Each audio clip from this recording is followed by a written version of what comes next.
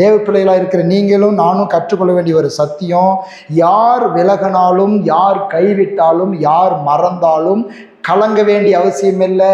அதுக்கு ஐயோ இவங்களா இப்படி, நோ நோ நோ, நானும் அப்படிதான், நானும் ஒரு மனுஷன். இந்த பாஸ்டர் இப்படி இருக்கலாம், என்கிட்ட கூட பல குறைகள் இருக்கலாம். ஐயோ பாஸ்டர் நான் ரொம்ப நல்லவங்க நம்பியிருந்தேனே, பாஸ்டர் பற்றி நான் நினைக்கவே இல்லையே, நானும் குறையுள்ள மனுஷன். கர்த்தருடைய ஆவியானுடைய துணையோடு வார்த்தைகள் உங்கள் மத்தியிலே நான் பிரசங்கிக்கிறேன். அவ்வளோதானே தெரிய, நான் ஒரு 100% பர்ஃபெக்ட், நான் பரலோகத்திலிருந்து வந்தேன், நான் ரொம்ப நீதிமான், ரொம்ப உத்தமம் அப்படின்னு சொல்ல முடியாது. நான் கிருபையினால் வாழ்கிறேன். ஆமென், ஹல்லேலூயா. ஆகவே அப்படி கலங்க வேண்டிய அவசியம் இல்லை. இவங்களா அப்படி மாறிட்டாங்க, எல்லாருமே மாறலாம், எல்லாருமே விலகலாம், எல்லாருமே விழலாம், எல்லாருமே எழுந்திருக்கலாம். ஆனால் இயேசு ஒரு பொழுதும் கைவிடுகிறதில்லை. ஆமென். அவர் மாறாதவர். எல்லாம் சொல்ல, இயேசு மாறாதவர். சங்கீதம் 18:1-3 சொல்லுகிறது, அவர் நமக்கு எப்படிப்பட்டதான ஒரு பெலனாய் இருக்கிறார் என்பதை அந்த வார்த்தையில் நாம் பார்க்கிறோம். என் பெலனாகிய கர்த்தாவையும் அன்பு கூறுகிறேன். கர்த்தர் என் கண்மலையும், என் கோட்டையும், என் இரட்சகரும், என் தேவனும், நான் நம்பியிருக்கிற என் துருகமும், என் கேடகமும், என் இரட்சண்ய கொம்பும், என் உயர்ந்த அடைக்கலமாய் இருக்கிறார். துதிக்கு பாத்திராயிருக்கிற கர்த்தரை நோக்கி கூப்பிடுவேன், அதனால் என் சத்துருக்களுக்கு நீங்களாக்கி ரட்சிக்கப்படுவேன். இந்த இடத்துல ஆண்டவர் பலப்படுத்துறது அப்படின்றது ஒரு பகுதியாக இருந்தாலும், கர்த்தரே என் பலன் என்று சங்கீதக்காரன் சொல்லுகிறான். எல்லாரும் சொல்லுமா, கர்த்தரே என் பலன், என் பலனாகி கர்த்தாவே. அப்போ இயேசு பலப்படுத்துகிறது ஒன்று, இயேசுவே நம்முடைய பலனாய் வந்து விடுகிறது ஒன்று. ஆமென். இயேசுவே என்னுடைய பலன். எல்லாம் இயேசுவே என்னுடைய பலன், இயேசுவே என்னுடைய பலன், அவர் பலன். அதனால் இந்த சத்தியத்தை கண்டு கொண்டதுனால தான் அந்த சங்கீதக்காரனாக இருக்கிற தாவீது பல இடங்களில் சொல்லுகிறான், நீரே என் பலன், என் பலனாகி கர்த்தாவே. எனக்கு பலன் அவர் தருகிறார், உண்மைதான். அதோடு கூட என் பலனாகி கர்த்தாவே. அவரை எப்படி அழைக்கிறதற்கும் அவரை கூப்பிடுகிறதற்கும் இவன் ஒரு வார்த்தையை பயன்படுத்துகிறான், நீரே என் பலன். இதைத்தான் புதிய ஏற்பாட்டில் வரும்பொழுது அப்போஸ்தலன் பவுல் சொல்கிறான், எனக்கு எல்லாம் இயேசுவே. ஆமென். வாழ்வது நான் அல்ல, இயேசுவே என்னில் வாழ்கிறார். அப்ப எல்லாம் இயேசுவினால் நாம் நிறைந்திருக்கிறோம் என்பதை பரிசுத்த ஆவியானவர் நமக்கு வெளிப்படுத்துகிறார். அவரே நம்முடைய பலன். அவர் சகாயம் செய்கிறார். எப்படி சகாயம் செய்கிறவர், ஆனால் அவரே சகாயமாக இருக்கிறார் என்று ஏசாயா 32:2 ஏசாயா தீர்க்கதரிசியின் புஸ்தகம் 32:2. அவர் காற்றுக்கு ஒதுக்காகவும், பெருவெள்ளத்துக்கு புகலிடமாகவும், வறண்ட நிலத்துக்கு நீர்க்கால்களாகவும், விடாய்த்த பூமிக்கு பெரும் கண்மலையின் நிழலாகவும் இருப்பார். ஆமென். என்ன ஒரு சந்தோஷமான வார்த்தை பாருங்க. கர்த்தரை குறித்து இப்படி அறியும் பொழுது எவ்வளவு சந்தோஷம் உண்டாகுது நம்மளுக்கு. அவர் யார் அப்படின்னு தெரிஞ்சாக்கா, அவர் இந்த பலப்படுத்துகிறவர், சகாயம் பண்ணுகிறவர் தான். ஆனால் அவர் எப்படி இருக்கிறாராம், எப்படி இருக்கிறாரு, அவர் நம்மளுக்கு ஒரு ஹெல்ப் கொடுத்துட்டு போகிறவர்ல, உதவி செஞ்சுட்டு போகிறவர்ல அங்கே என்ன எழுதிருக்குன்னா, இருப்பார். எல்லாம் சொல்ல இருப்பார், இருப்பார். எல்லாம் சொல்ல இருப்பார். எங்கே இருப்பார், எங்கே இருப்பார்? என்னோடு கூட இருப்பார், என்னோடு கூட இருப்பார். சொல்லுங்க வாய் திறந்து. ஏன்னா இயேசு கூட இருப்பார்னு சொல்றதுக்கு இவ்வளவு கஷ்டப்படுறீங்க. எப்படி இருப்பாரா? எல்லாம் சொல்ல, ஒதுக்காக, புகலிடமாக, நீர்க்காலாக, நிழலாக இருப்பார். ஆமென். ஜெபம் பண்ணும்பொழுது இந்த வார்த்தைலாம் உள்ளத்தில் வரணுன்றதுக்காகத்தான் நான் சொல்கிறேன். ஜெபம் பண்ணு, இயேசுவே இயேசுவே அவ்வளோடு இல்லை, இந்த வசனங்கள்லாம் மனசில் வரணும். ஆண்டவரே, நீர் காற்றுக்கு ஒதுக்காக இருக்கிறவரே உமக்கு ஸ்தோத்திரம், பெருவெள்ளத்துக்கு புகலிடமாக இருக்கிறவரே உமக்கு ஸ்தோத்திரம், வறண்ட நிலத்துக்கு நீர்க்கால்களாக இருக்கிறவரே உமக்கு ஸ்தோத்திரம், விடாய்த்த வாழ்க்கைக்கு நிழலாக இருக்கிறவரே உமக்கு ஸ்தோத்திரம். ஆமென். யாரெல்லாம் விரக்தியை விடாய்த்து போயிருக்கிறீங்க, என்னங்க வாழ்க்கையே பேஜாராக இருக்குது, வாழ்க்கையே போர் அடிக்குது, நிழல் உண்டு. ஹல்லேலூயா. போர் அடிக்கிறதுக்கல்ல, இது கர்த்தரை புகழ்கிறதுக்கு கொடுக்கப்பட்ட வாழ்க்கை. ஆகவே எந்த சூழ்நிலையிலும் நாம் பயப்பட தேவையில்லை. ஏனென்று சொன்னால் அவர் என்னவா இருக்கிறாராம், இருப்பார். இதை இப்படியெல்லாம் கொடுப்பார்ன்றது வேற, இது தருவார், அதை தருவார், அதை தருவார்ன்றது வேற. அவரே இருப்பாராம். எப்படி இருப்பாராம்? எப்படி இருப்பார்? எல்லாம் சொல்ல, ஒதுக்காக, புகலிடமாக, நீர்க்காலாக, நிழலாக இயேசு எனக்கு இருக்கிறார். ஆமாம், இயேசு பலன் தருகிறது ஒன்று, இயேசுவே பலனாக இருக்கிறது ஒன்று, இயேசு சகாயம் செய்கிறது, உதவி செய்கிறது ஒன்று, இயேசுவே உதவியாக இருக்கிறது ஒன்று. நமக்கு இந்த உலகத்தில் வெற்றியாய், ஜெயமாய், மேன்மையாய் வாழ்வதற்கு இயேசுவின் பலனும், அதாவது ஆவியான தேவனுடைய பலனும் அவருடைய உதவியும் ஒவ்வொரு நாளும் அவசியம். பரிசுத்த ஆவியானவரின் பலனும் உதவியும் இல்லாமல் உலகத்துக்குள் போக வேண்டாம் என்று இயேசு சொன்னாரா? உலகத்துக்குள்ள போவாதீங்கப்பா, என்னுடைய பலன் இல்லாத. அப்போஸ்தலர் நடவடிக்கைகளின் புஸ்தகம் 1வது அதிகாரம் 5ஆம் வசனமும் 8ஆம் வசனமும் வாசிக்கிறேன், எடுத்துக்கொள்ளுங்க. அப்போஸ்தலர் 1வது அதிகாரம் 5வது வசனமும் 8வது வசனமும். ஆகையால் நீங்கள் எருசலேமை விட்டு போகாமல் என்னிடத்தில் கேள்விப்பட்ட பிதாவின் வாக்குத்தத்தம் நிறைவேற காத்திருங்கள் என்று கட்டளையிட்டார். பரிசுத்த ஆவி உங்களிடத்தில் வரும்பொழுது நீங்கள் பலனடைந்து எருசலேமிலும் யூதேயா முழுவதிலும் சமாரியாவிலும் பூமியின் கடைசி பரியந்தம் எனக்கு சாட்சிகளாய் இருப்பீர்கள். எல்லாரும் சொல்லுங்க, விட்டு போகாமல் போகாதீங்கப்பா, ரொம்ப கஷ்டம். இன்னைக்கு பாருங்க, இன்னைக்கு பரிசுத்தவான்களுடைய வாழ்க்கையில, தேவ பிள்ளைகளுடைய வாழ்க்கையில துணிகரமா சில காரியங்களுக்குள்ள போறதுக்கு காரணம் என்ன தெரியுமா? ஆண்டவர் சொன்னார், போகாத. எஸ்ஐகே பிரான்சிஸ் அப்படின்ற ஒரு ஊழியக்காரர் சொல்லுவார், சில நேரங்களில் சில கூட்டங்களுக்கு போகும் பொழுது அவர் ஆவியினால் நிரப்பப்படும் அளவுக்கு அவர் ஜெபிக்கும் பொழுது ஆவியானவர் போன்னு சொல்கிற வரலும் அவர் போக மாட்டாராம். அப்படிப்பட்ட அபிஷேகம் பெற்ற ஊழியக்காரர்கள்லாம் இன்றைக்கும் வாழ்ந்து கொண்டு இருக்கிறார்கள். அப்போ நமக்கு ஒரு எச்சரிப்பை சொல்கிறார், விட்டு போகாமல். அப்படின்னா என்ன? எந்த ஒரு காரியத்துக்கும் ஆண்டுடைய சமூகத்தில் ஜெபிக்காம செயல்படாதீங்க. அல்லேலூயா. ஆண்டுடைய சமூகத்தில் போய் ஜெபிச்சு கர்த்தருடைய ஆலோசனையும் பரிசுத்த வழிநடத்தலையும் பெற்றுக்கொள்வது அவசியம். ஏன்னா நம்ம குறைவுள்ளவர்கள். பல நேரங்களில் அப்படி ஜெபிச்சு செஞ்சாவே நம்முடைய புத்தியும்படி செஞ்சு பல தவறுகளை செஞ்சிடறோம். அவர் சொல்கிறார், இல்லைப்பா, நீங்கள் கண்டிப்பாக சாட்சியாக இருக்க முடியாது. நீங்கள் போகிற இடத்துல, வேலை செய்கிற இடத்துல உங்களுக்கு துன்பம், உபத்திரவம், பாடுகள், கசப்புகள், எதிர்ப்புகள், போட்டிகள், பொறாமைகள், நீங்கள் எவ்வளவு நல்லவர்களாக இருந்து பாருங்கள், உங்களுக்கு விரோதி இல்லையா? கண்டிப்பாக எதிர்க்கிற மனுஷன் இருக்கிறான், பிசாசின் மனுஷர்கள் இருக்கிறார்கள். அப்போ நாம் அந்த இடத்துல போய் கர்த்தருக்காக நிற்கணும், இந்த பூமியில் நிற்கணும்னாக்கா நமக்கு இருக்கிற ஒரே ஒரு காரியம், ஆண்டவர் சொல்கிறார், என் பலன். எல்லாம் சொல்ல, இயேசுவின் பலன், இயேசுவின் உதவி, பரிசுத்த ஆவியின் பலன், பரிசுத்த ஆவியானுடைய உதவி எனக்கு இன்னும் தேவை, இன்னும் தேவை, இன்னும் தேவை. ஒவ்வொரு நாளும் தேவை, ஒவ்வொரு நிமிஷமும் தேவை. அப்படி இல்லைனாக்கா முடியாதுங்க, ரொம்ப கஷ்டம்.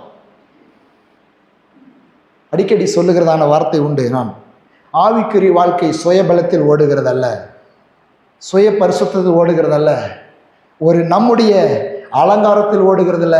இல்லை நான் அழகான ஒயிட் அண்ட் ஒயிட்டாக போட்டுக்கிறதுனால ஆவிக்குரிய வாழ்க்கை வந்துடுறதில்ல, கோட் ஷூட் போட்டுக்கிறதுனாலையும் ஆவிக்குரிய வாழ்க்கை வந்துடுறதில்ல.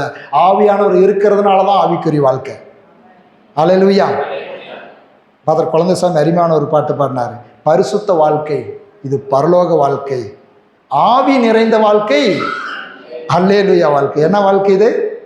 ஆவி நிறைந்த வாழ்க்கை. எதனால் அப்போ நிரப்பப்பட்டிருக்கணும்? ஆவியானவரால் நிரப்பப்பட்டுட்டு அப்புறம் போங்க உலகத்தில் அப்படின்னு சொல்கிறாரு. அப்படின்னாக்கா ஒரு நாள் நிரப்பப்படுகிறதுல, ஒவ்வொரு நாளும் நிரப்பப்படுகிற அனுபவம், ஒவ்வொரு நாளும் பரிசுத்த ஆவியானவரால் நிரப்பப்படுகிற நடத்தப்படுகிற அனுபவத்துக்குள் நாம் இருக்க நாம் அழைக்கப்பட்டிருக்கிறோம். நான் அழைக்கப்பட்டிருக்கிறேன். சொல்லுங்க, அழைக்கப்பட்டிருக்கிறேன். நான் விசேஷமானவன், நான் விசேஷமானவன். உலகத்தில் எத்தனையோ பேர் வாழ்கிறாங்க, அவங்களோட நம்மளை போய் நாம் ஒப்பிட்டு கொள்ளக்கூடாது. இன்றைக்கி அநேகர் அப்படி, அவனோட நான் பரவாயில்ல எவ்வளோ, மற்றவங்களோட நான் பரவாயில்ல எவ்வளோ பெஸ்ட்டு அப்படின்ற மாதிரி மற்றவங்களோட ஒப்பிட்டு கொள்கிறோம்.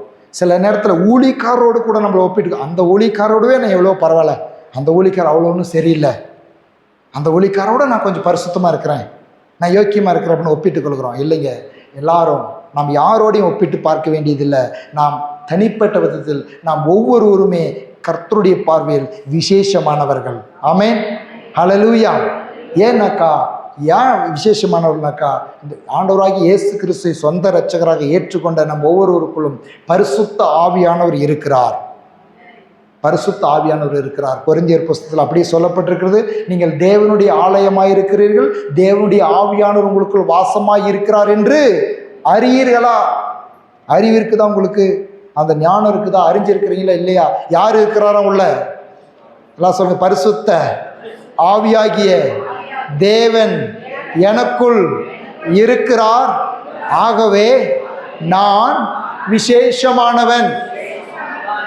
மத்தேயு எழுதின சுவிசேஷம் 6வது அதிகாரம் 26வது வசனத்திலிருந்து வாசிக்கிறேன். அற்புதமான ஒரு போதனையை ஆண்டவர் கொடுக்கிறார். எப்படி அவர் நம்மளை பார்த்து சொல்கிறாரு, நம்மளை பார்த்து தேவன் அவரை நம்புகிறவர்கள், அவரை விசுவாசிக்கிற தேவ பிள்ளைகளுக்கு பார்த்து இயேசு சொல்லுகிறதான காரியம், ஆகாயத்து பட்சிகளை கவனித்து பாருங்கள், அவைகள் விதைக்கிறதும் இல்லை, அறுக்கிறதும் இல்லை, களஞ்சியத்தில் சேர்த்து வைக்கிறதும் இல்லை, அவைகளை உங்கள் பரமபிதா பிழை போட்டுகிறார், அவைகளை பார்க்கிலும் நீங்கள் விசேஷித்தவர்கள் அல்லவா? எல்லாம் சொல், நான் விசேஷித்தவன். அடுத்து சொல்றாரு, கவலைப்படுகிறதால் உங்களில் எவன் தன் சரீர அளவோடு ஒரு முழத்தை கூட்டுவான்? உடைக்காகவும் நீங்கள் கவலைப்படுகிறதுன காட்டு புஷ்பங்கள் எப்படி வளர்கிறது என்று கவனித்து பாருங்கள், அவைகளை உழைக்கிறதும் இல்லை, நூற்கிறதும் இல்லை. என்றாலும் சாலமோன் முதலாய் தன் சர்வ மகிமையிலும் அவைகள் ஒன்றை போலாகிலும் விடுத்திருந்ததில்லை என்று நான் உங்களுக்கு சொல்லுகிறேன். அற்ப விசுவாசிகளை இன்றைக்கு இருந்து நாளைக்கு அடுப்பிலே போடப்படும் காட்டுப்புல்லுக்கு தேவன் இவ்விதமாக உடுத்துவித்தால் உங்களுக்கு உடுத்துவிப்பது அதிக நிச்சயம் அல்லவா? ஆகையால் எண்ணத்தை உண்போம், எண்ணத்தை குடிப்போம், எண்ணத்தை உடுப்போம் என்று கவலைப்படாதிருங்கள். இவைகளெல்லாம் அந்நியர்கள் நாடி தேடுகிறார்கள். இவைகளெல்லாம் உங்களுக்கு வேண்டியவைகள் என்று உங்கள் பரமபிதா அறிந்திருக்கிறார். முதலாவது தேவனுடைய ராஜ்யத்தையும் அவருடைய நீதியும் தேடுங்கள், அப்பொழுது இவைகளெல்லாம் உங்களுக்கு கூட கொடுக்கப்படும். ஆகையால் நாளைக்காக கவலைப்படாதிருங்கள், நாளைய தினம் தன்னுடையவர்களுக்காக கவலைப்படும். அந்தந்த நாளுக்கு அதின் பாடு போதும். என அற்புதமான ஒரு போதனை, என அற்புதமான ஒரு சத்தியம் இயேசு சொல்லுகிறது. கவலைப்படாதிருங்கள் அப்படின்றதுக்கு எப்படி ஒரு நல்ல ஒரு போதனையை கொடுக்கிறார் ஆண்டவர். அப்படின்னா கவலைப்படுறது வேற, சிந்திக்கிறது, யோசிக்கிறது, திட்டமிடுகிறது வேற. அதோடு கூட போய் கலந்துக்கூடாது. எதை குறித்தும் யோசனையே பண்ணக்கூடாதா அப்படின்னு அப்படி கிடையாது. யோசிக்கிறது, திட்டமிடுகிறது, தீர்மானிக்கிறது, ஒரு ஆயத்தை பண்ணுகிறது, இதெல்லாம் நல்லது. சேமிக்கிறது, இதெல்லாம் நல்லது. ஆனால் கவலை பாருங்க, இந்த கவலை பிசாசனுடைய சரக்கு. என்ன தெரியுமா? ஒரு தேவ ஊழியக்காரர் இந்த கவலையை பற்றி விளக்கம் வந்து இப்படி சொன்னார், ஒன்றும் இல்லாதவன் ஐயோ எனக்கு இல்லையே, நான் எப்படி இந்த கடனை கட்டுவேன், எப்படி இந்த வட்டியை கட்டுவேன், எப்படி நான் சாப்பாடு சாப்பிடுவேன், எப்படி வாழ்க்கையில் முன்னேறும் அப்படின்னு இல்லாதவன் கவலைப்படுறானா? இல்லாதவன் தான் கவலைப்படுறான். எல்லாம் இறந்தால் கவலை இருக்காது அப்படின்னு சொல்லி அவர் போய் எல்லாம் பொருளாதார ரீதியாக, சரீர ஆரோக்கிய ரீதியாக நல்லா இருக்கிறன்னு அவனை பார்த்தாக்கா அவன் சொல்கிறானா நிறைய இருக்குது, என்ன பண்ணலாம் அப்படின்ற கவலையா? என்ன பண்ணலாம், எங்கே சேர்த்து வைக்கலாம், எங்கே காடு வாங்கலாம், எங்கே ஊடு வாங்கலாம், எங்கே இந்த பிஸ்னஸ் பண்ணலாம், இது எப்படி செலவு பண்ணுறது பண்ணலாம், இப்படிப்பட்ட கவலை. இதில் மூழ்கடிச்சிடறானா? எப்படியாவது ஒரு மனுஷனை கவலைக்குள்ள மூழ்கடித்து அவனை தேவனை பற்றி நினைக்காமல், தேவனை சிந்திக்காமல், தேவனுடைய வார்த்தையை தியானிக்காமல், அவர் மேல் தன் நம்பிக்கை வைக்காமல் அவனுடைய எண்ணங்களையும் அவனுடைய நினைவுகளையும் திசை திருப்பதுதான் பிசாசுடைய யோசனை. ஆகவே சிந்திப்பது, திட்டமிடுவது, யோசிப்பது, வயலை வாங்குவது, விசாரிப்பது, ஒரு கப்பலை வாங்குவது, அதுக்கு செய்வது அது வேறு விஷயம். ஆனால் கவலையிலேயே மூழ்கி கர்த்தரை மறப்பது. கவலைப்படுகிறவன் கர்த்தரை மறக்கிறான். என்ன பண்றான்? கவலைப்படுகிறவன் என்ன பண்றான்னா கர்த்தரை மறக்கிறான். ஆகவே நீங்கள் நானும் கவலைப்பட அழைக்கப்படவில்லை, கர்த்தரை நம்ப அழைக்கப்பட்டிருக்கிறோம். என்ன பண்ண போறீங்க? கவலைப்பட போறீங்களா? கர்த்தருடைய வார்த்தையை நம்ப போறீங்களா? கர்த்தருடைய வார்த்தையை நம்புவேன். நல்லா சொல்ல, கர்த்தருடைய வார்த்தையை நம்புவேன். பாருங்க, நம்மளை குறித்து ஆண்டவர் எப்படி நினைக்கிறாரு தெரியுமா? என்னாகமத்தின் புஸ்தகம் 23வது அதிகாரம் 18லேருந்து 22 வரலாம். உங்களை குறித்து என்னை குறித்தும் ஆண்டவர் என்ன சொல்கிறாருன்னு யோசித்து பாருங்க. புதிய ஏற்பாட்டில் நீங்கள் விசேஷமானவர்கள் அப்படின்னு சொல்லிட்டாரு. பழைய ஏற்பாட்டில் நம்மளை குறித்து அப்பயே ரட்சிக்கப்பட்ட ஜனத்தை குறித்து, அவருடைய பிள்ளைகளை குறித்து என்னாகமத்தின் புஸ்தகம் 23வது அதிகாரத்தில் 18வது வசனத்திலிருந்து வாசிக்கிறேன். எடுத்துக்கொள்ளுங்க. என்னாகமத்தின் புஸ்தகம் 23வது அதிகாரம் 18வது வசனத்திலிருந்து நான் வாசிக்கிறேன். அப்பொழுது அவன் தன் வாக்கியத்தை எடுத்துரைத்து, பாலாகே எழுந்திருந்து கேளும், சிப்போரின் குமாரனே எனக்கு செவி கொடும், பொய் சொல்ல தேவன் ஒரு மனிதன் அல்ல, மனம் மாற ஒரு மனுப்புத்திரனும் அல்ல. அவர் சொல்லியும் செய்யாதிருப்பாரோ, அவர் வசனித்தும் நிறைவேற்றாது இருப்பாரா? இதோ ஆசீர்வதிக்க கட்டளை பெற்றேன், அவர் ஆசீர்வதிக்கிறார், அதை நான் திருப்பக்கூடாது. அவர் யாக்கோபிலே அக்கிரமத்தை காண்கிறதும் இல்லை, இஸ்ரவேலில் குற்றம் பார்க்கிறதும் இல்லை. அவருடைய தேவனாகி கர்த்தர் அவர்களோடு இருக்கிறார். ராஜாவின் ஜெயகம்பீரம் அவர்களுக்குள்ளே இருக்கிறது. தேவன் அவர்களை எகிப்திலிருந்து புறப்பட பண்ணினார். காண்டா மிருத்து கொத்த பெலன் அவர்களுக்கு உண்டு. ரொம்ப சூப்பரானவங்க இல்லை தேவனால் அழைக்கப்பட்ட இஸ்ரேல் மக்கள், முறுமுறுக்கிற மக்கள், கர்த்தரை எத்தனையோ தடவை மட்டுப்படுத்தின ஒரு மக்கள், மீண்டும் மீண்டும் வழுவி போகிற ஒரு மக்கள். ஆனால் சபிக்கும்படி தீர்க்கதரிசியை பாலாக் என்கிற ராஜா பயன்படுத்த முயற்சிக்கிறான். அந்த சமயத்தில் தீர்க்கதரிசியின் மூலமாக தேவனுடைய வார்த்தை வெளிப்படுகிறது. பாலாக் அவன் சொல்கிறான், நான் என்ன கட்டளை பற்ற தெரியுமா? அவருடைய ஜனங்களுக்காக அவர் உள்ளத்தில் இருக்கிறது என்ன தெரியுமா? அவருடைய ஜனங்களை அவர் ஆசீர்வதிக்க நான் கட்டளை பெற்றேன். நீ சபிக்கணும் அப்படின்னு அந்த தீர்க்கதரிசியை பாலாக் பயன்படுத்த முயற்சிக்கிறான். ஆனால் அவன் சொல்கிறான், கர்த்தரிடத்திலிருந்து ஒரு கட்டளை எனக்கு வந்திருக்குது, அவர் ஆசீர்வதிக்கிறார், அதை நான் திருப்பக்கூடாது. அது மாத்திரமல்ல, அப்படி சொல்லிட்டு அவன் சொல்கிறான், யாக்கோபில் அக்கிரமத்துக்கு அவங்க நிறைய அக்கிரமம் இருக்குதுங்க, அக்கிரமத்தை பார்க்கல. குற்றம் இருக்குது, குற்றத்தை பார்க்கல. ஆனால் என்ன சொல்கிறாரு? அவருடைய கிருபையினாலும் இரக்கத்தினாலும் எப்படி சொல்கிறாரு? எல்லாரும் சொல்ல, கர்த்தர் அவர்களோட இருக்கிறார், ராஜாவின் ஜெயகம்பீரம் அவர்களுக்கு உள்ளே இருக்கிறது.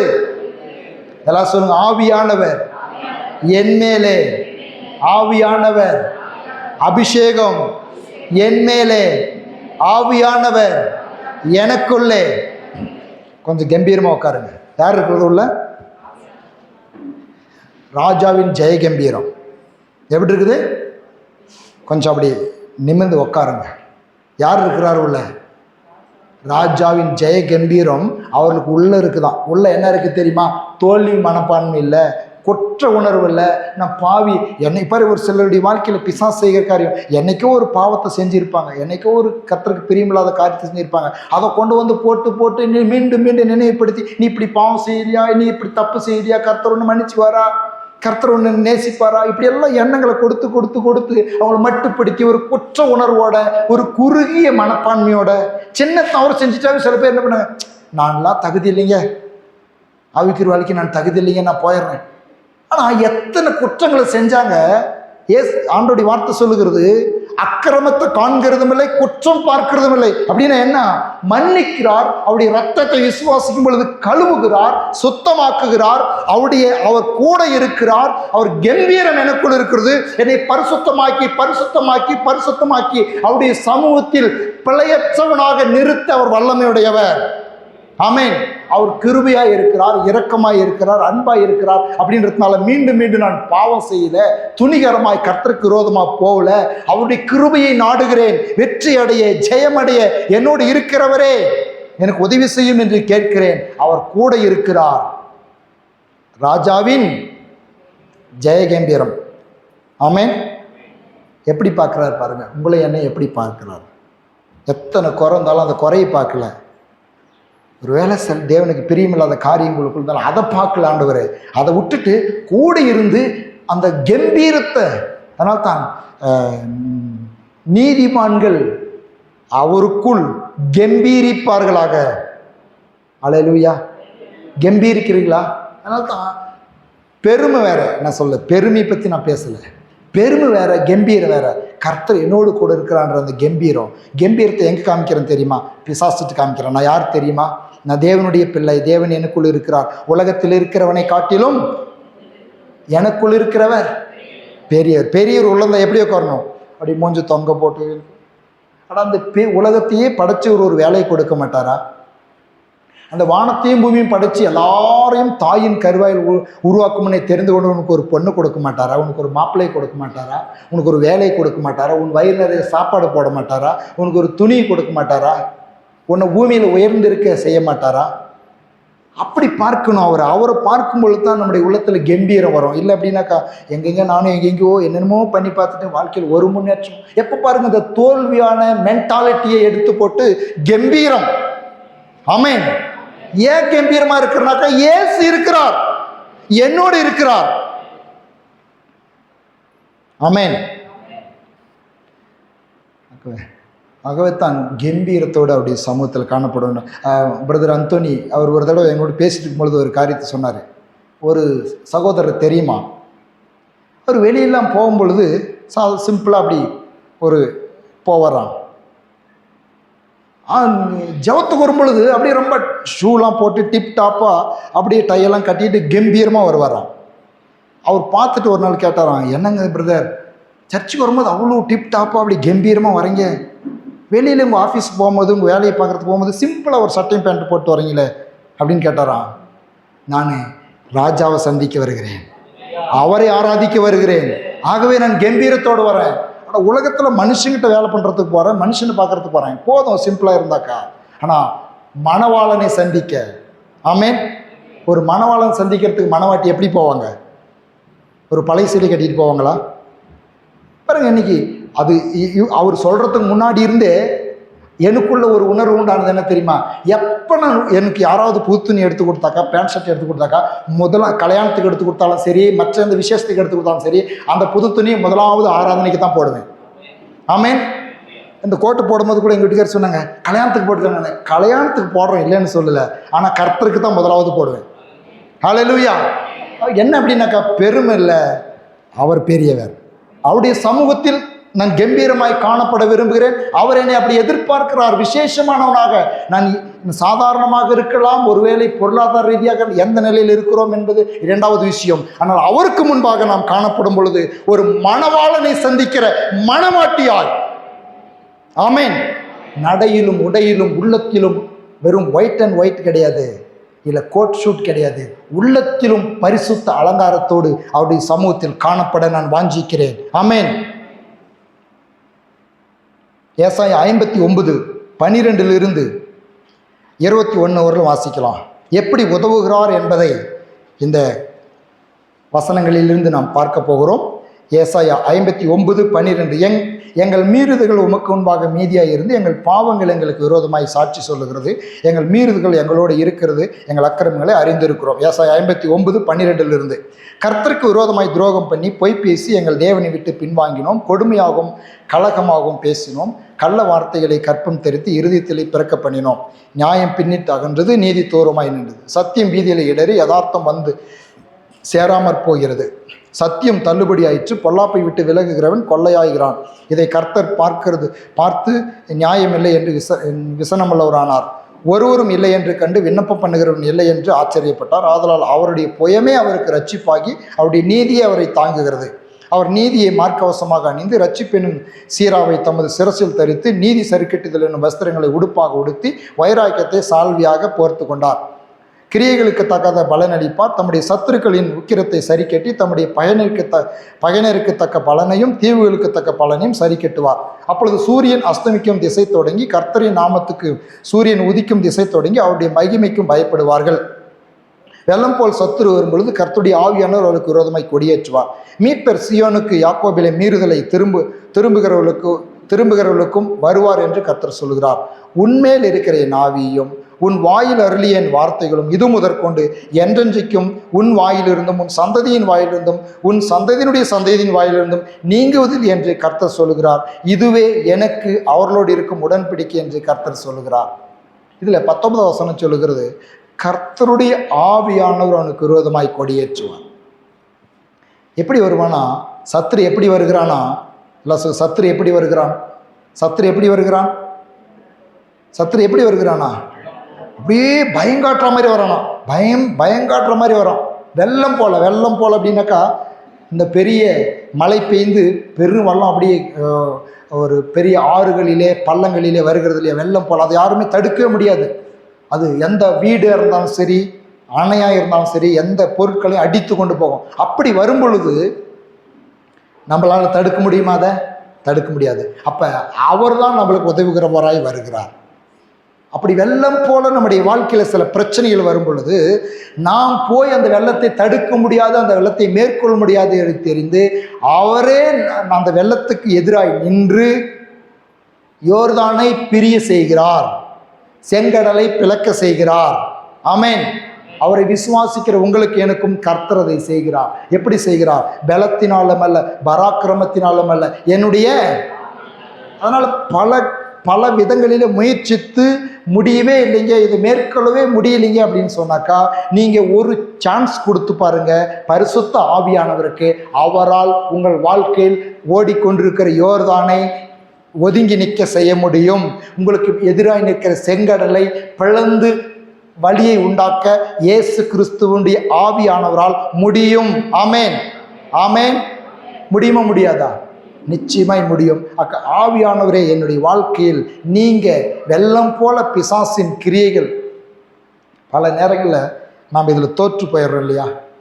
ஒரு சின்ன கோபத்தை மேற்கொள்ள முடியறதில்ல, சின்ன ஒரு கசப்பு மேற்கொள்ள முடியறதில்ல, தோற்று போயிடுறோம். நம்ம எல்லாரும் பலவீனமுள்ளவர்கள் தான், மேற்கொள்ள முடியறதில்ல. ஏன்னா அதை காட்டிலும் நாம் என்ன நினைக்கிறோம், நம்மளுக்குள்ள இருக்கிற ஆவியானவரை காட்டிலும் நம்மளை கிட்ட பிசாசு கொண்டு வருகிற அந்த காரியங்களை பெருசாக வெள்ளம் போல நினைக்கிறோம். என்னால் ஒரு ஊழியக்காரர் இப்படியாய் அவருடைய சம்பவத்தை சொன்னார்.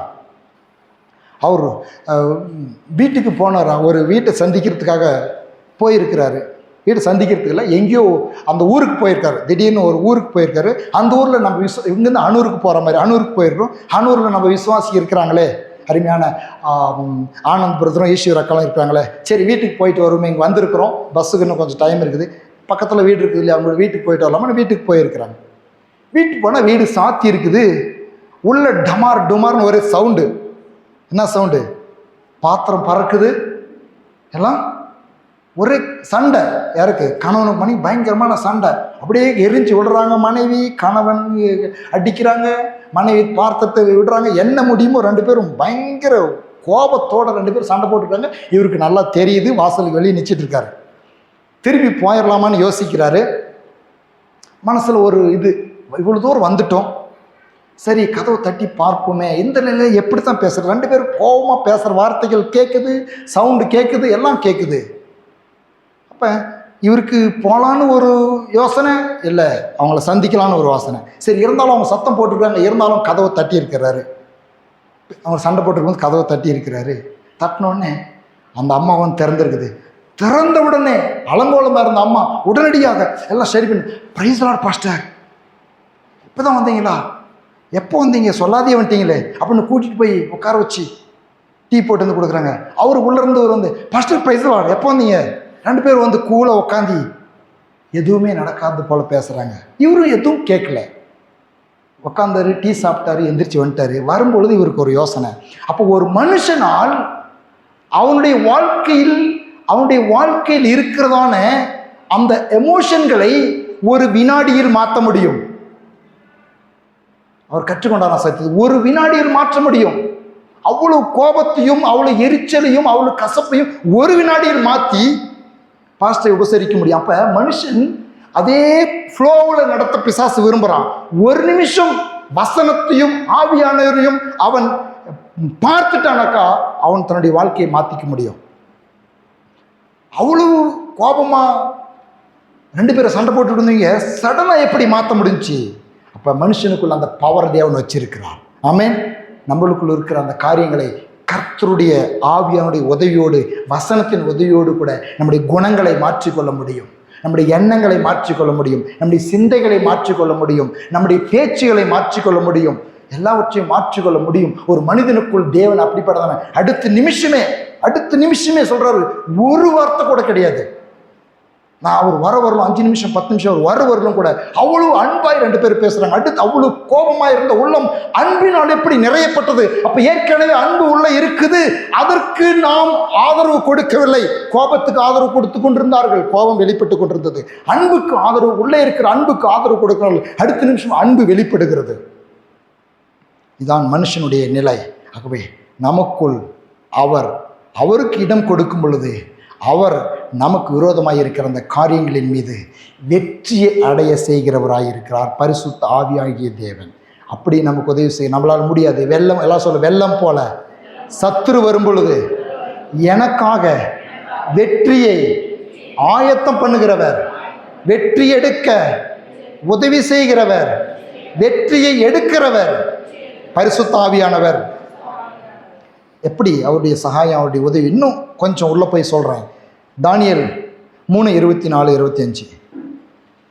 தானியேல் 3:24-25. அப்பொழுது ராஜாவாகிய நேபுகாத்நேச்சர் பிரமித்து தீவிரமாய் எழுந்திருந்து தன் மந்திரிகளை நோக்கி, 3 புருஷரை அல்லவோ காட்டுண்டவர்களாக அக்கினியிலே போடுவித்தோம். ஆம் ராஜாவே, அவர்கள் பிரதியுத்தரமாக ஆம் ராஜாவே என்றார்கள். தானியேல் 3:25. அதற்கு அவன், இதோ 4 பேர் விடுதலையாக அக்கினியின் நடுவிலே உலாவுகிறதை காண்கிறேன். அவளுக்கு ஒரு சேதம் இல்லை. 4ஆம் ஆளின் சாயல் தேவபுத்தருக்கு ஒப்பாய் இருக்கிறது.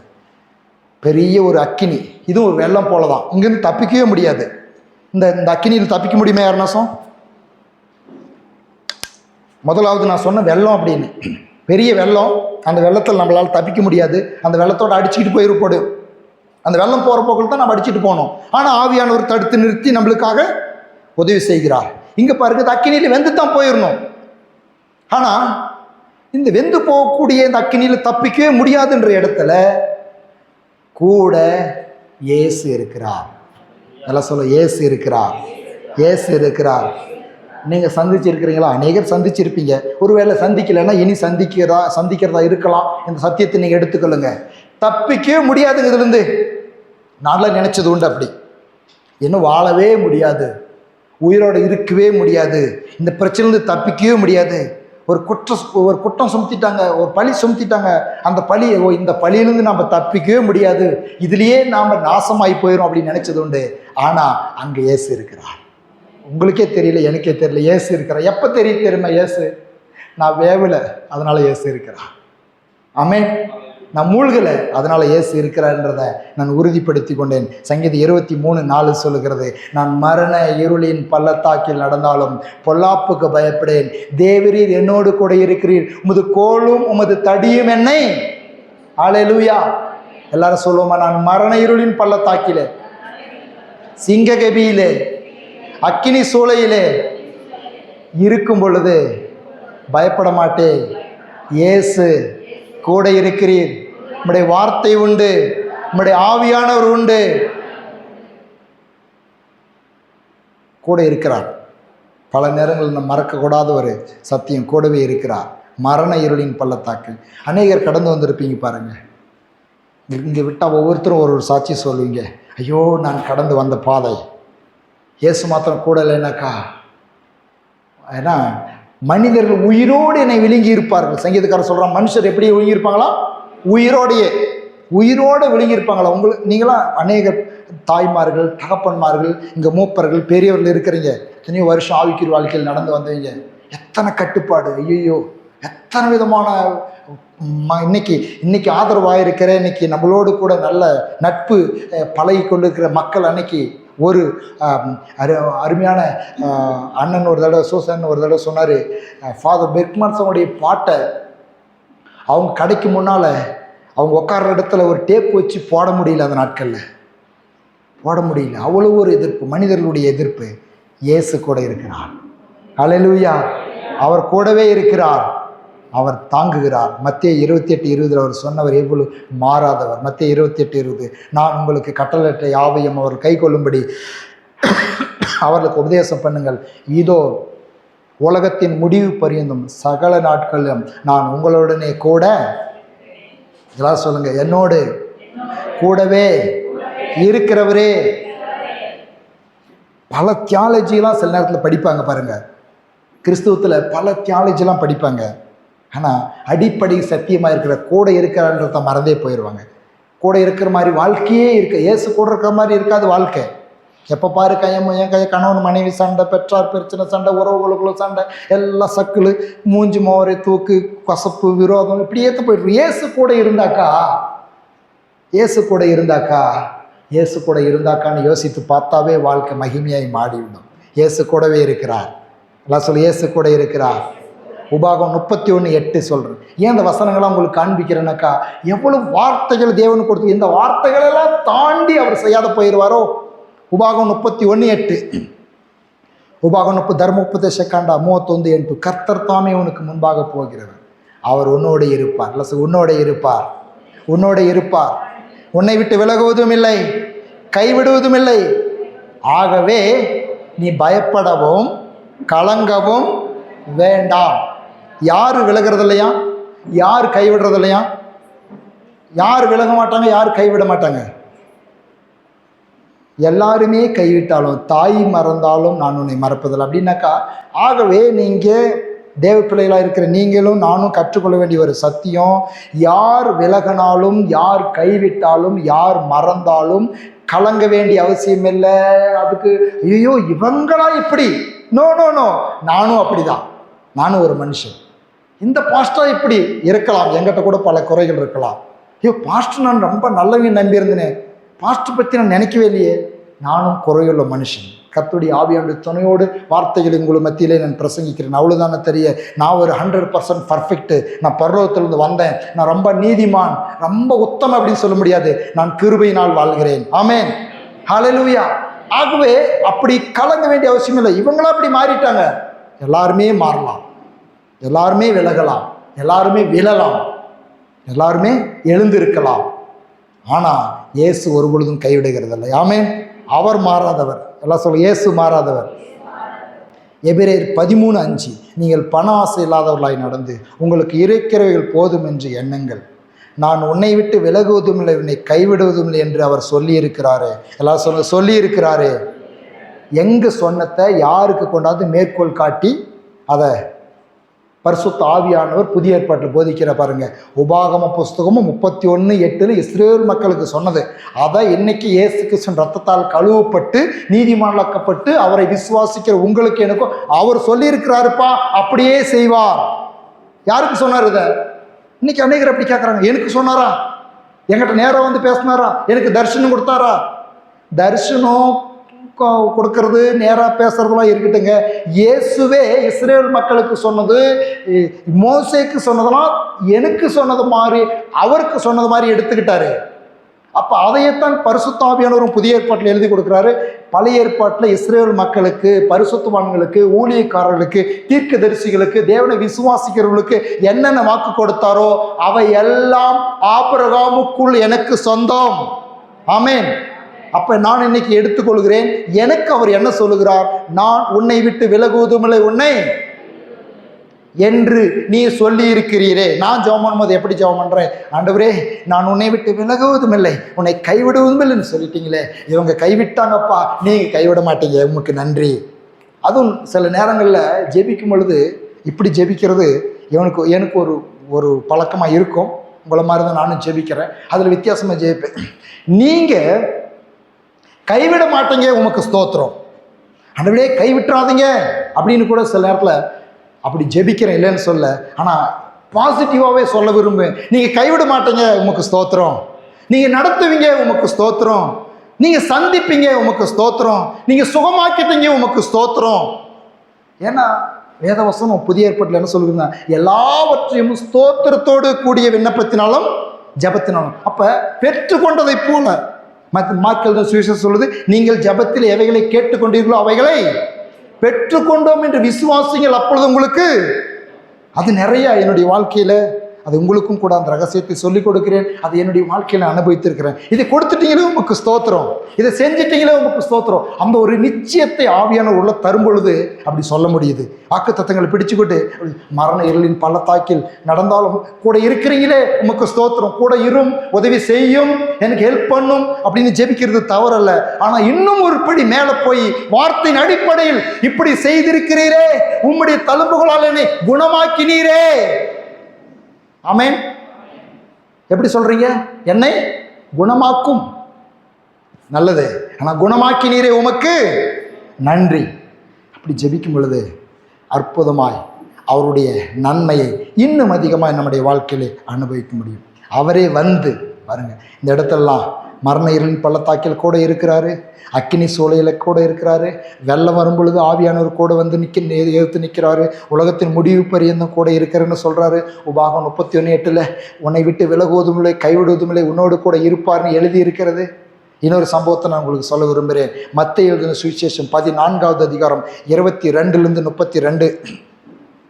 மத்தேயு 14வது அதிகாரம் 22-32. இயேசு ஜனங்களை அனுப்பிவிடுகையில் தம்முடைய சீஷர்கள் படவில் ஏறி தமக்கு முன்பே அக்கறைக்கு போகும்படி அவர்களை துரிதப்படுத்தினார். அவர் ஜனங்களை அனுப்பிவிட்ட பின்பு தனித்து ஜெபம் பண்ண ஒரு மலையின் மேல் ஏறி சாயங்காலமான போது அங்கே தனிமையாக இருந்தார். அதற்குள்ளாக படகு நடுக்கல்லே சேர்ந்து எதிர்காற்றாய் இருந்தபடியினால் அலைகளினால் அலைவுபட்டது. இரவு 4ஆம் ஜாமத்திலே இயேசு கடலின் மேல் நடந்து அவளிடத்தில் வந்தார். அவர்கள் கடலில் நடக்கிறதை சீஷர்கள் கண்டு கலக்கம் அடைந்து ஆவேசம் என்று சொல்லி பயத்தினால் அலறினார்கள். உடனே இயேசு அவர்களை, உன்னை பேசி திடன் கொள்ளுங்கள், நான் தான், பயப்படாதிருங்கள் என்றார். பேதுரு அவர்களை நோக்கி, ஆண்டவரே நீரே, ஆனால் நான் ஜலத்தின் மேல் நடந்து உம்மிடத்தில் வர கட்டளையிடும் என்றான். அதற்கு அவர் வா என்றார். அப்பொழுது பேதுரு படவை விட்டு இறங்கி இயேசுவினிடத்தில் போக ஜலத்தின் மேல் நடந்தான். காற்று பலமாயிருக்கிறதை கண்டு பயந்து அமிழ்ந்து போகில், ஆண்டவரே என்னை ரட்சியும் என்று கூப்பிட்டான். உடனே இயேசு கையை நீட்டி அவனை பிடித்து, அற்ப விசுவாசியை ஏன் சந்தேகப்பட்டாய் என்றார். அவர்கள் படவில் ஏறின உடனே டேஸ் டேஸ் நடந்தது. பார்த்துட்டு வந்தீங்களா? அந்த வசனத்தை வாசித்துட்டே வந்தீங்களா? கண்ணில் பார்த்தீங்களா? இயேசுவும் பேதுருவும் படவில் ஏறின உடனே என்ன நடந்தது? படகு டமான்னு மொழி பேசி என்ன இருந்துச்சுன்னு எழுதியிருக்கிறத சொல்றதுக்கு அவ்வளோ கஷ்டப்படுறீங்களே. ஹல்லேலூயா. என்ன சொல்ல? காற்று அமர்ந்தது, காற்று அமர்ந்தது. ஆமென். இப்போ எப்படி தேடி வந்து உதவி செய்கிறாரு பாருங்க. இன்னைக்கு உங்கள் வாழ்க்கையில் அநேகர் அனுபவிச்சிருப்பீங்க. இதை ஒரு தனிமையாக போயிட்டு இருக்கிறாங்க. அவர் சொன்னார் போங்க அக்கறைக்குன்னு, படகு எடுத்துகிட்டு போயிட்டு இருக்கிறாங்க. சொன்னபடியே போகிறாங்க. திடீர்னு அவர் சொல்லி தான் போனோம், அவர் சொல்லி தான் போகிறாங்க. அக்கறைக்கு போங்கன்னு அவர் தான் துரிதப்படுத்தினார். அவர் சொல்லி தான் போகிறாங்க. அவர் காட்டின வழியில் தான் போயிட்டு இருக்கிறாங்க. ஆனால் என்ன வருது? காற்று வருது. எப்படிப்பட்ட காற்று? ஆடாடாடா. எதிர்காற்றாக இருந்தபடியால் அலைகளினால் அலைவுபட்டது. நடுக்கடலிலே சேர்ந்து எதிர்காற்றினால் அலைகளினால் அலைவுபட்டது. எல்லாம் சொல்லு, எதிர்காற்று, அலை. அலைக்கழிக்கப்படுகிறேன், சஞ்சலப்படுத்தப்படுகிறேன், நெருக்கப்படுகிறேன். அப்படி இருக்கும் பொழுது இயேசு அவரே வருகிறார். இயேசு வராரு, தேடி வராரு. தெரியுது நல்லாவே. நான் சொல்லித்தான் பிள்ளைங்க போகிறாங்க. இன்றைக்கி இயேசு சொல்லி தான் நீங்களும் நானும் ஆவிக்கு வாழ்க்கையில் வாழ்ந்து கொண்டிருக்கிறோம். இயேசு சொன்ன வழியில் தான் போகிறோம். சில நேரத்தில் பிரச்சனைகள் வருகிறது, போராட்டங்கள் வருகிறது. ஆண்டவரே நீங்கள் தானே. ஊழியத்தில் சில நேரத்தில் அவர் சொல்லி செஞ்சாலும் சில பிரச்சனைகள் வருது. சில நேரத்தில் அப்படி நினைக்கலாம், ஓ மாம்சத்தில் செஞ்சுட்டுமோ அதனால தான் அப்படி பிரச்சனையா அப்படின்னு. இல்லை, இங்கே பாருங்கள், அவங்கள இஷ்டப்பட்டு அக்கறைக்கு போகல. இயேசு தான் என்ன சொல்கிறார்? அவர்களை நீங்கள் அந்தாண்ட போங்க அப்படின்னு சொல்லி தம்முடைய சீஷர்களை அவர் அக்கறைக்கு போகும்படி அவரை நீங்கள் தான், அவர் தான் போக சொல்கிறாரு. அவர் போக சொன்னாக்கா எப்படி இருக்கணும்? பயணம் எப்படி இருக்கணும்? அப்படியே ஜாலியாக இருக்கணும். அப்படி தானே இருக்குது. ஜாலியாகவும் இருக்குது, சந்தோஷமாகவும் இருக்குது. அதே நேரத்தில் சில போராட்டங்கள் இருக்குது. அந்த பிரச்சனைகள் உண்டாகுது, போராட்டம் உண்டாகுது. ஆனால் போராட்டத்தை பார்த்துட்டு எப்படியா அவங்க சமாளிச்சுட்டு வரட்டும் அப்படின்னு அவர் நிற்கல. அவர் அவங்களிடத்தில் நடந்து வராரு. வந்து பேதுருவை வரும்பொழுது பேதுரு பார்க்குறேன். இங்கே தான் ஒரு சுவாரஸ்யமான ஒரு சம்பவம், என்ன ஒரு அற்புதமான ஒரு சம்பவம். நம்மளை மாதிரி தான் அவனுமே. ரொம்ப ஆசை அவனுக்கு. இயேசு பார்த்த உடனே என்ன சொல்கிறான்? அவர் நான் வரேன், உங்கள்கிட்ட வரேன் அப்படின்னு சொல்லி நடக்க விரும்புகிறான். ஆனால் கொஞ்சம் நடந்த உடனே திருப்பி மூழ்கடிக்கிறான். திருப்பி கைப்பிடிச்சு அவர் தூக்கி விடுறாரு. இதெல்லாம் நம்முடைய வாழ்க்கையில் நடக்கிறது போல தான். அது ஒரு திருஷ்டாந்தமாக நாம் இந்த நேரத்தில் நம்ம பார்க்குறோம். அப்படின்னா என்ன? இதில் இருக்கிற ஒரு சத்தியம் என்ன தெரியுமா? இதில் இருக்கிற என்ன சத்தியமா? என்னோடு ஆவியானவர் இருக்கிறார் என்ற விசுவாசம் பெருகிவிட்டால் என் பிரச்சனை லேசாக தெரியும். அல்லேலூயா. அப்போ என்ன பண்ணிட்டு இருக்குது? கடலில் எதிர்காற்று, அலையெல்லாம் இருக்குது. ஆனால் இயேசு இருக்கிறார் எனக்கு முன்னால. இயேசு எங்கூட இருக்கிறான்ற விசுவாசம் வந்த உடனே அலையும் காற்றும் லேசா தெரியுது. என்ன தெரியுது? எனக்கு லேசா தெரியுது. இயேசு கூட இருந்தாக்கா பிரச்சனை பெருசா தெரியுது இல்லை. இயேசு பெருசா பார்த்துட்டாக்கா பிரச்சனை சின்னது, பிரச்சனையை பெருசா பார்த்துட்டாக்கா இயேசு சின்னது. அவ்வளவுதான் வாழ்க்கையில் இருக்கிறது. இயேசு பெருசா பார்க்குறான். கடல் மேல் நடக்கிற ஒருப்பா எவ்வளவு வல்லமை. ஓகே, நானும் நடக்கிறேன். பிரச்சனை மிதிச்சு நடக்கிறான். அடுத்த நிமிஷம் என்ன பண்றான்? திரும்பி என்ன பண்றான்? காற்றையும் புயலையும் பார்க்குறான். ஒரு ஊழிக்கார் ஜோக்கா இப்படி சொன்னார். அவன் மாத்திரம் முழுவில் இவன் இயேசு பார்த்து நடந்து போயிட்டு இருக்கானா. அப்படி இயேசு பார்த்து தண்ணி மேலே நடந்து போயிட்டு இருக்கானா. நடந்து போயிட்டு இருக்கும்போது பின்னாடி படகு உட்காந்துட்டு அவங்க கூப்பிடுறாங்களா என்னன்னு. எப்பா பேதுரு, இயேசு தான் சொன்னாருன்னா நீயும் இப்படி நடக்கிறதா? அந்த பக்கம் வடக்கத்துலையும் பாரு அந்த சோடு ஒரு ராட்சச புயல் வந்துட்டு இருக்குது, தெக்கத்துலையும் பாரு அந்த சோடு அலை வந்துட்டு இருக்குது. இயேசு சொன்னாருன்னு இப்படியா தண்ணி மேலே நடக்கிறது அப்படின்னு சொன்னாங்களாம். அவங்க சொல்லித்தான் இவன் திரும்பி பார்த்தாங்க. இன்னைக்கு நம்ம வாழ்க்கையில் நடக்கிறது தானே அது சம்பவம். நாம் பாட்டுக்கு நம்ம இயேசு நம்பி முன்னாடி போயிட்டு இருப்போம். ஏன்னா இயேசு நம்பினா இப்படியா, இப்படிலாமா, ஏன்னா இப்படியா வாழ்ந்து வராது போவாங்க, இப்படியா ஜெபம் பண்ணுவாங்க, இப்படியா ரொம்ப கர்த்தர்னு தேடுவாங்க, இப்படியா எப்போ பார்த்தாலும் ஆண்டவர் ஆண்டவர்னு தெரியுவாங்க. கொஞ்சம் நடுவில் ஒரு சினிமா பாட்டு பார்த்து போட்டுக்கூடாதா? கொஞ்சம் ஒரு சீரியல் பார்த்துக்கூடாதா? கொஞ்சம் சந்தோஷத்துக்காக கொஞ்சம் காமெடி பண்ணிக்கூடாதா?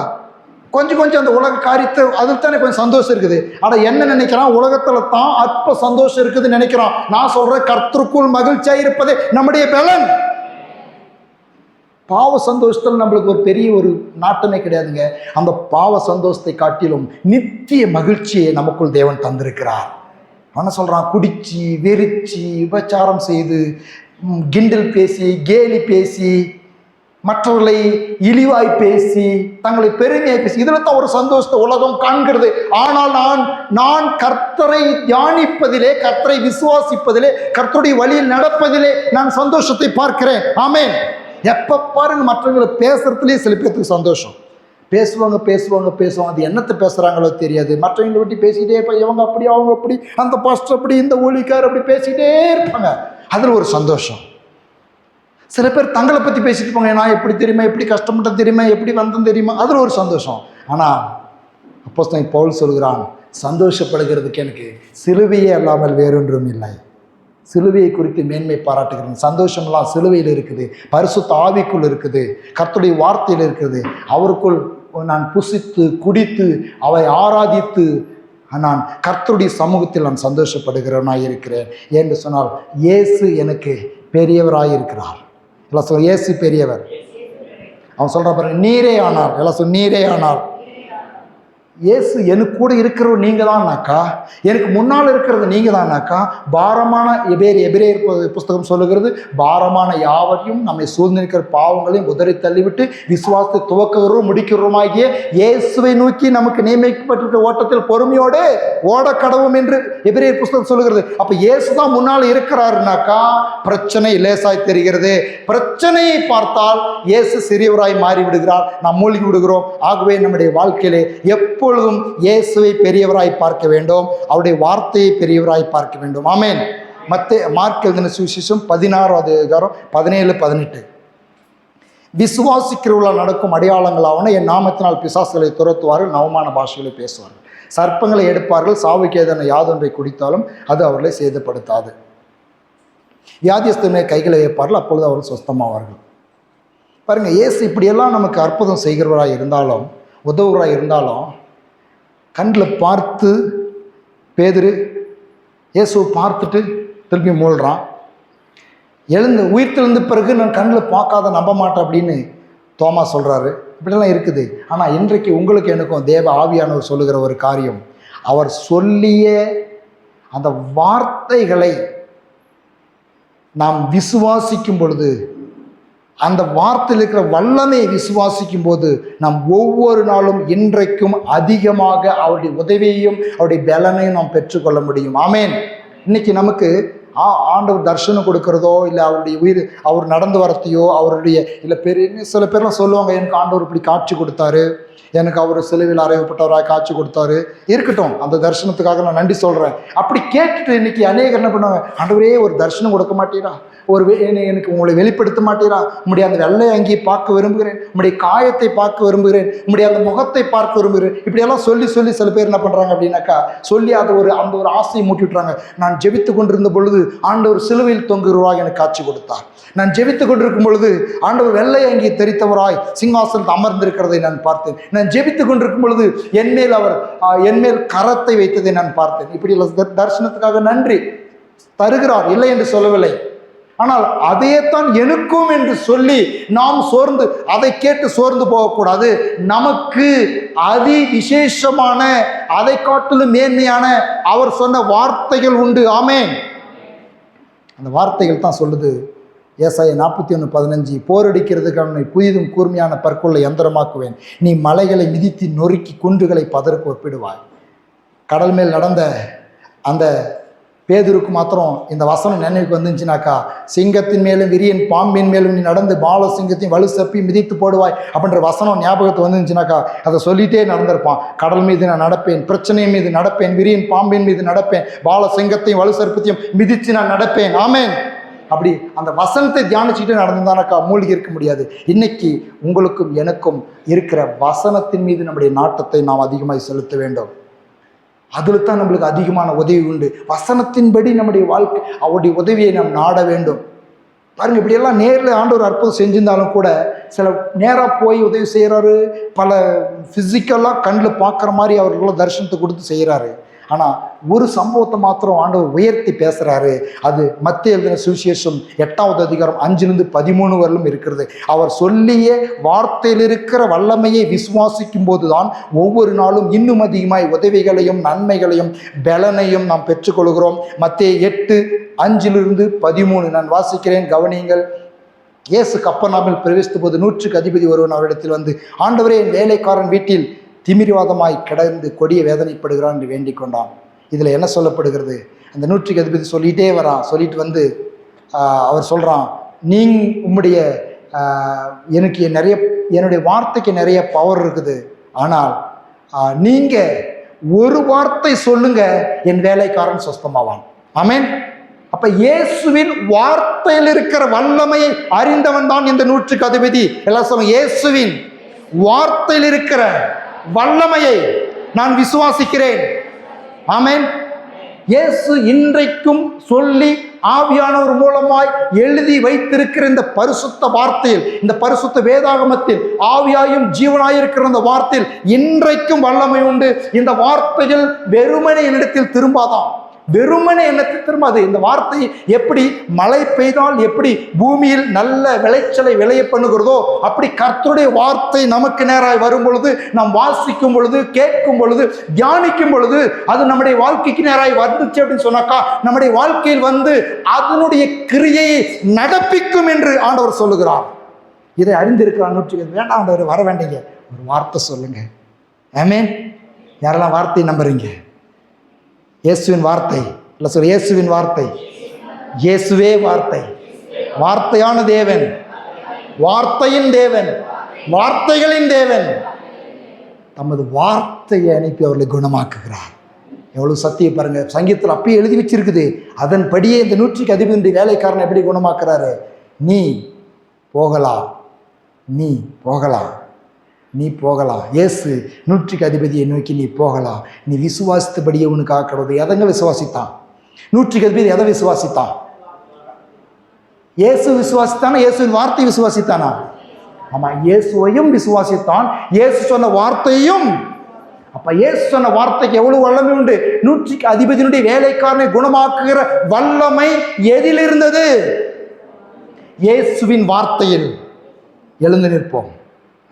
இன்றைக்கு உங்களுக்கும் எனக்கும் தேவையான உதவி, தேவையான பலன் அவருடைய வார்த்தையில் இருக்கிறது என்பதை நாம் அறிவோம். ஆகவே ஒவ்வொரு நாளும் அவருடைய வார்த்தையை வாசியுங்கள், ஒவ்வொரு நாளும் அவருடைய வார்த்தையை அதிகமாய் தியானியுங்கள். எல்லாருடைய வீட்டிலையும் கூட எல்லாருக்கிட்டையும் பைபிள் இருக்குன்னு சொல்லி நான் நினைக்கிறேன். பைபிள் ஒவ்வொரு நாளும் வாசியுங்க. எங்கே பிடிக்குதோ அங்கே வாசிங்க. வாசிக்க தெரியாதுங்க, தயவு செய்து சொல்லுகிறேன். நான் ஆரம்பத்திலே ஒவ்வொருத்தருக்கும் ஆடியோ பைபிளை டெக் உங்களுக்கு கொடுத்துருக்குறேன். தயவு செய்து உங்களுக்கு நான் சொல்கிறேன், உங்கள் வாழ்க்கை மாறணுமா, உங்களுடைய குணங்கள் மாறணுமா, உங்களுடைய எண்ணங்கள் மாறணுமா, விசுவாசம் பெருகணுமா, லைவாக நீங்கள் மற்ற செய்தி, யூடியூபு, டிவி, ஒளிக்கோடு செய்தி நல்லது கேளுங்கள். ஆனால் லைவாய் வேதவசனத்தை கேளுங்கள். இதில் வல்லமை உண்டு. ஆமென். ஒரு வசனம் உங்களுடைய உள்ளத்தில் இருக்கிற காரியங்களை மாற்றும். கேளுங்க. அப்படி வார்த்தை இன்றைக்கும் வல்லமையுடையது. ஒவ்வொரு நாளும் கேளுங்க. இந்த உலகத்தில் நல்ல சுகத்தோடு பலத்தோடு நிற்கிறோம்னாக்கா நம்ம 3 நேரம் சாப்பிட்றோம், ஒவ்வொரு நாளும் சாப்பிட்றோம். அதே போல் ஆவிக்குரிய வாழ்க்கையில் நீங்கள் உறுதியாக நிற்கணும், இன்னும் தொடர்ந்து ஓடணும், அவருடைய வருகை பரியந்தம் ஓடணும். நம்முடைய ஜீவன் பிரியிற வரலும் இயேசுக்கு பின்னால் ஓடணும். உலகத்தை திரும்பி பார்க்க மாட்டோம் அப்படின்னாக்கா ஒவ்வொரு நாளும் ஆவிக்குரிய மன்னாவாயிருக்கிற, ஆவியாயும் ஜீவனாயிருக்கிற ஆண்டவருடைய வார்த்தையை புசிக்க உங்களை நான் உற்சாகப்படுத்துகிறேன். ஆமென். வேத வசனங்களை புசிக்கிறவர்களா இருங்க. உலகத்தில் நாம் பிஸியாக இருக்கிறோம், வேலை செய்கிறோம், நம்முடைய பணிகளுக்காய் ஓடுகிறோம், திருமணங்களை செய்கிறோம், நல்ல விருந்துகளிலே கலந்து கொள்கிறோம், நல்லது எல்லாவற்றையும் செய்யுங்கள். அதனோடு கூட சுத்தமாக மறந்துடாதீங்க ஆண்டோடைய வார்த்தையை. எங்கே போய் வந்தாலும் கூட ஆண்டோடைய வார்த்தை கொஞ்சம் ஒரு நாள் சாப்பிட்டுக்காங்க, லைவாக சாப்பிடுங்க. ஏதோ ஒரு ஊழியக்காரருடைய செய்தி கேட்கறது நல்லது, லைவாக சாப்பிடுங்க. உங்களை உற்சாகப்படுத்துகிறேன். இது உங்களை வெற்றியாய் வாழ வைக்கும். இந்த வார்த்தைகளை நான் வாசித்து நாம் ஜெபிப்போம். நமக்கு தேவன் எப்படி இருக்கிறார், தேவன் எப்படி இருக்கிறார், தேவன் எப்படி இருக்கிறார், நமக்கு நம்மை குறித்து அவர் சொல்லுகிற சில காரியங்கள் இந்த வசனத்தில் எழுதப்பட்டிருக்கிறது. ஏசாயா 62:4 கர்த்தருடைய, எல்லாம் சொல்ல, நான் கர்த்தருடைய கையில் அலங்காரமான கிரீடமும் தேவனுடைய கரத்தில் ராஜமுடியுமாயிருப்பேன்.